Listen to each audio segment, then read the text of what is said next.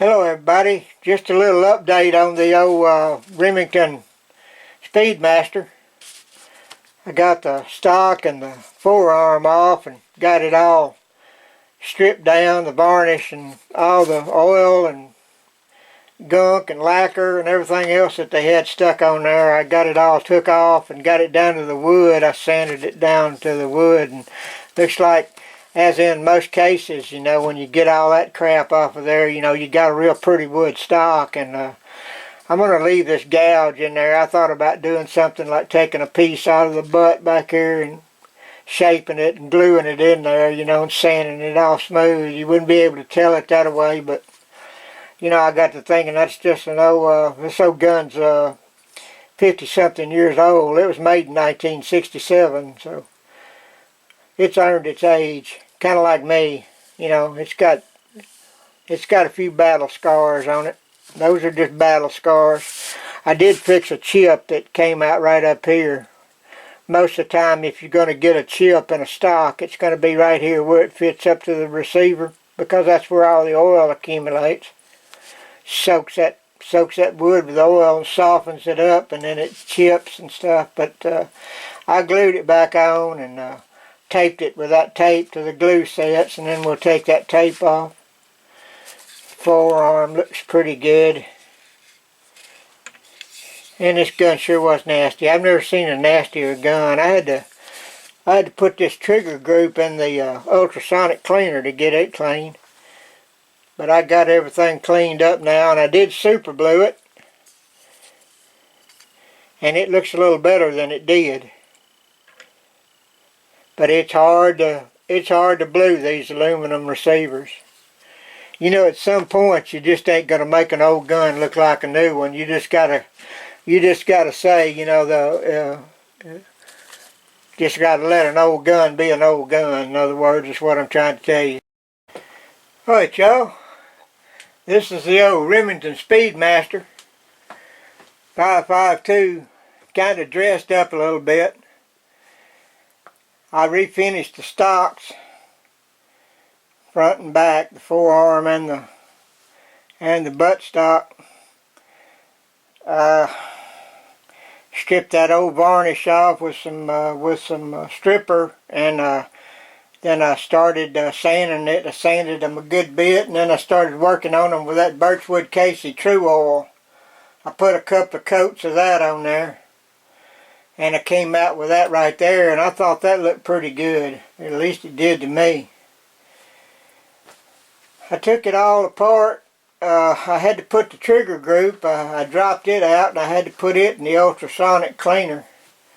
And I should have put the receiver in there too, but I didn't. But man, it was sure nasty. This part right here, the receiver part and all the internals, they were real filthy. The barrel wasn't too bad. It's got good riflings in it, and the bore's good.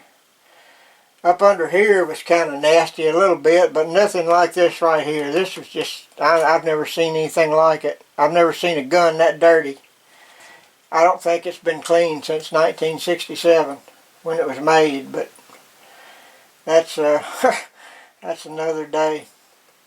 Well, I tried to put a little cold bluing on this receiver, but it's made out of that aluminum alloy stuff, so it doesn't take a bluing real good. Kind of like the old Winchesters, the post 64 ones. They don't blue real well. I did strip the barrel down and put some birchwood Casey super glue on it.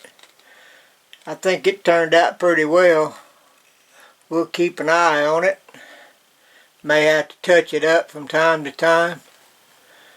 But yeah, it's just a good old rifle. I've been looking around trying to find me a dust cover. I went to Midwest Gun Works. I've always had pretty good luck with them, but they didn't have any. They were out of stock. They listed them, but they were out of stock. I imagine with Remington in bankruptcy and all, and kind of things up in limbo right now, and the way things is going with the economy and all, I doubt I doubt we'll see any parts, so I may just either have to find one somewhere on eBay or something, or just maybe get a used one or something, or maybe even try to fabricate one myself, or find somebody that's pretty good at metal working and fabricate. It does have a grooved receiver. I don't have a scope available right now, but I'm thinking about taking the little 4-power rimfire scope off the that Glenfield Marlin I got, and putting it on there, just seeing what kind of groups we can get, just seeing how the old girl shoots. Now, she was doing pretty good the other day. I was getting like I got like about 1.5 inch group out of it at 25 yards. And one of the shots was me. I think it would have been about a 3/4 of an inch group if I hadn't pulled one of those shots. But yeah, that's the way it goes, you know. It's just, I'm proud to have it, man. It's I like these old guns, and I like getting them back to where they're respectable again, you know, giving them their dignity back. And it was in a terrible shape. But anyway, we got it back now to where it's a useful tool. Alright guys, appreciate y'all watching. Hope you enjoyed these videos. Bye.